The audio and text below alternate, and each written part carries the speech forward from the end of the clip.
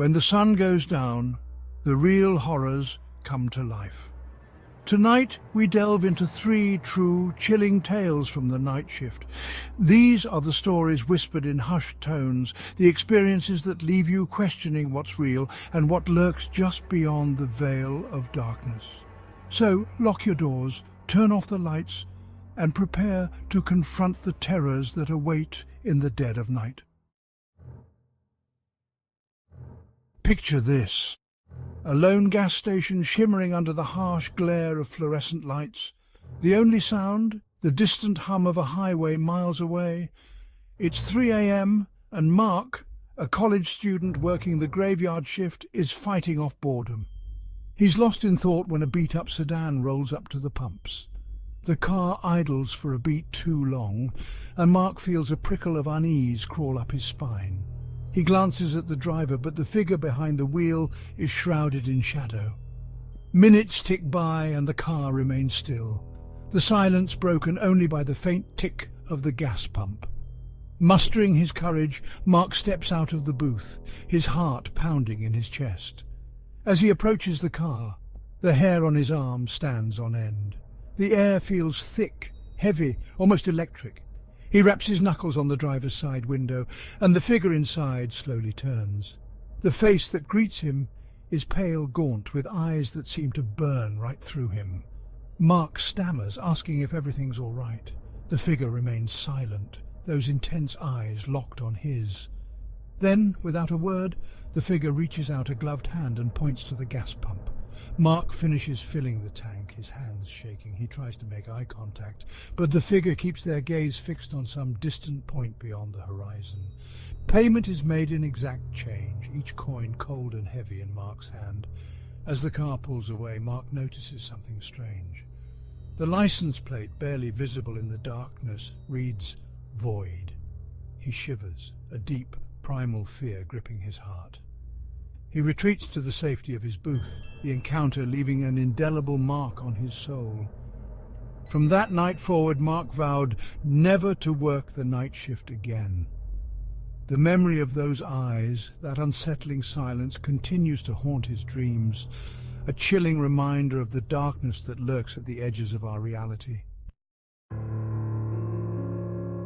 Sarah, a seasoned night nurse, had always considered herself immune to spooky stories. Hospitals, after all, were places of science and reason, not ghosts and goblins. But her skepticism was about to be tested on the night shift in the aging wing of Mercy General. The old wing, slated for demolition, was a labyrinth of long, sterile corridors and flickering fluorescent lights. The air hung heavy with the weight of years, filled with the echoes of whispered goodbyes and hushed medical pronouncements.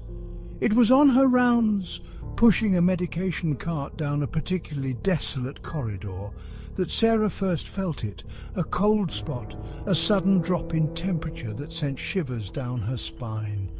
She paused, peering into the darkened rooms, each one empty, the beds stripped bare. It was then that she heard it, a soft humming coming from the end of the hall. It was a mournful sound, like a lullaby sung in a language she couldn't understand. Her pulse quickening, Sarah moved cautiously towards the sound. The humming grew louder as she approached a room at the very end of the corridor. The door was slightly ajar, and a faint light emanated from within. Taking a deep breath, Sarah pushed the door open. The room was empty, the bed neatly made, but the humming continued, seeming to emanate from the walls themselves. As she stepped further into the room, a wave of dizziness washed over her, and the humming intensified, becoming almost unbearable. She stumbled back, her hand flying to her mouth to stifle a scream. And that's when she saw it. A figure standing in the corner of the room, shrouded in shadow.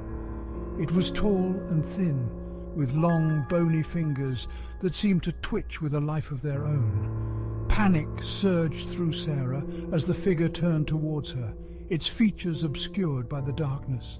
She could feel its eyes boring into her, cold and lifeless. Then, as quickly as it appeared, the figure vanished and the humming ceased. Sarah fled the room, her heart pounding in her chest. She never spoke of what she saw that night, but she never forgot it either. The memory of that cold spot, that mournful humming, and that shadowy figure remained. A chilling reminder that some places hold on to their secrets, no matter how brightly we light them. The all-night diner buzzed with a strange energy, a mix of the mundane and the surreal. For Alex, the short-order cook, the graveyard shift was a nightly parade of the city's insomniacs and night owls. But tonight, something felt different, the air thick with an unsettling stillness. The usual clatter of dishes and murmur of conversation seemed muted, replaced by an eerie silence punctuated only by the rhythmic sizzle of the grill. It was just past 3 a.m. when a man in a dark trench coat walked in, his face hidden by the shadow of a fedora. He slid into a booth in the corner, his back to the wall, eyes scanning the diner with an unnerving intensity. Alex, wiping down the counter, couldn't shake the feeling that something was off about this customer. He moved with an unnatural stillness, his gaze lingering on the other patrons for just a beat too long. The diner, usually bustling at this hour, was strangely empty, save for the man in the corner and a young couple huddled in a booth by the window.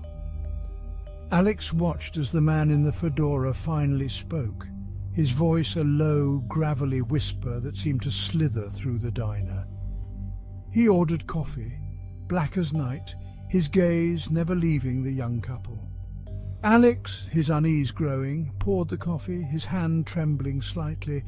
As he set the mug down, he noticed something peculiar. The man's reflection in the stainless steel backsplash didn't match his movements. It was a subtle distortion, but it sent a chill down Alex's spine. He excused himself and ducked into the kitchen, his heart pounding in his chest. Peeking through the order window, he watched as the man raised the coffee cup to his lips, his movements still and deliberate. The young couple, oblivious to the man in the corner, shared a laugh, their conversation a brief flicker of normalcy in the increasingly unsettling atmosphere. Suddenly the diner lights flickered, plunging the room into momentary darkness. When the lights flickered back on, the man in the fedora was gone. Alex rushed out to the now empty booth, his mind racing. There was no sign of the man, no indication of how he could have slipped away so quickly. The young couple, startled by the sudden darkness, looked around in confusion. Alex said nothing, his mind struggling to make sense of what he'd just witnessed. Had he imagined the whole thing? Or was there something more to the man in the fedora than met the eye? He finished his shift in a daze, the memory of the man's distorted reflection and his sudden disappearance lingering like a bad taste in his mouth. From that night on, Alex couldn't shake the feeling that the diner, a place he once found comforting in its familiarity, held a darkness he'd never noticed before. The man in the fedora, a phantom in a world of late-night coffee and greasy spoons, became a chilling reminder that sometimes the most unsettling encounters are fleeting, leaving behind only unanswered questions and a lingering sense of dread. These are the tales that haunt those who watch over the night. Stories whispered in break rooms and shared over late-night coffee. A testament to the fact that even in the most ordinary places, darkness can lurk. Sleep tight and remember, the dark watches back.